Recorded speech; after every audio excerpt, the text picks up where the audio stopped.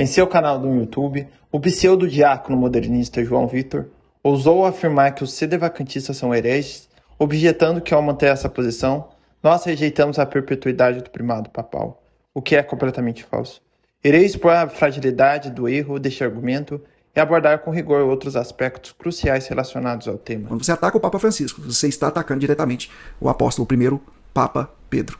Vamos ao capítulo 2, sobre a questão da perpetuidade do primado, ou seja, de Pedro a Francisco, que é justamente o que os sedevacantistas querem quebrar com o Papa Pio XII. Não, só o Papa Pio XII, depois dele nenhum Papa foi autêntico. São João Paulo II esquece, Papa Emérito Bento XVI, pasmem. Esses sedevacantistas falam mal de São João Paulo II, falam mal do Papa Emérito Bento XVI, que Deus o tenha. Vamos lá, eles são contra a perpetuidade do primado do Beato Pedro entre os romanos pontífices. Por quê? Porque eles vão afirmar categoricamente que depois de Papa Pio XII não teve mais Papa. Tá vendo? E aí o que a igreja diz?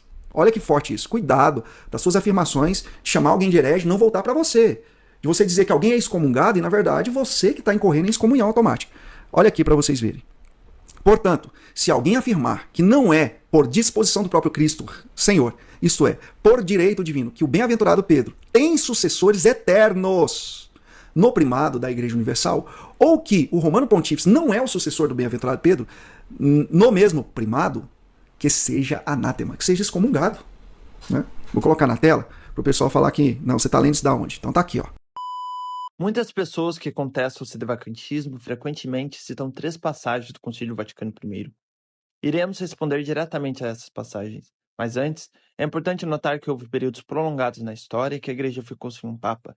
Por exemplo, entre a morte do Papa São Marcelino e a eleição do Papa São Marcelo, houve um interregno de 3 anos e meio. Existiram outras ocasiões em que o tempo entre a morte de um Papa e a eleição de seu sucessor foi significativo, como nos casos do Papa São Vítor III e o Papa Inocêncio IV. Esses exemplos mostram que crises semelhantes à atual não são novas para a Igreja. Além disso, discutimos o caso dos antipapas que reinaram em Roma, como Anacleto II e o Grande Cisma do Ocidente.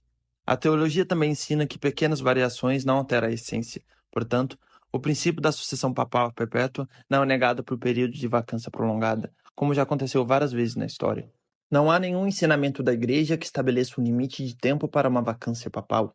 As definições do Concílio Vaticano I sobre a perpetuidade do papado não mencionam a duração das vacâncias papais. Se essas definições refutassem o sedevacantismo, também negariam a indefectibilidade da Igreja, sempre que houvesse uma vacância papal prolongada, o que é logicamente consistente e claramente absurdo. Portanto, aqueles que citam o Concílio Vaticano I para refutar, entre aspas, o sedevacantismo, devem argumentar que a Igreja nunca pode ficar sem um Papa, nem mesmo por um breve momento, o que é claramente falso.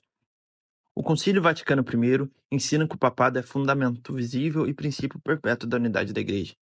O que Cristo estabeleceu em São Pedro como fundamento da Igreja deve durar perpetuamente mesmo durante o período de vacância papal. Isso é essencial para distinguir a verdadeira Igreja da falsa, como mostrado na caridade do sedevacantista ao corrigir os cismáticos orientais sobre a falta de unidade com o Papa. O papado perdurará para sempre?